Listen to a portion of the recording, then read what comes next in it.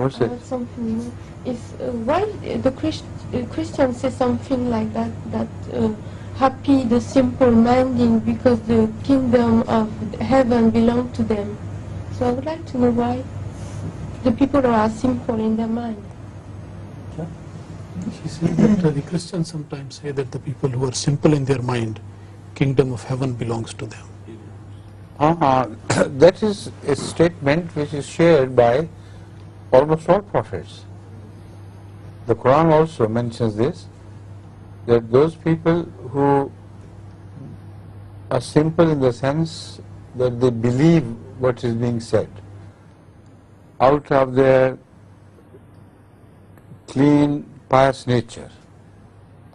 The simplicity there means a clean, pious nature which does not which does not excite them to rebel against goodness. This is simple and pious people. Simplicity here cannot be understood to mean insanity or stupidity. Perhaps this is why you connected the both. Yes. Simplicity here does not mean that they are stupid people. They are good people, so they know when there is goodness. Because like-minded people understand the like-minded things.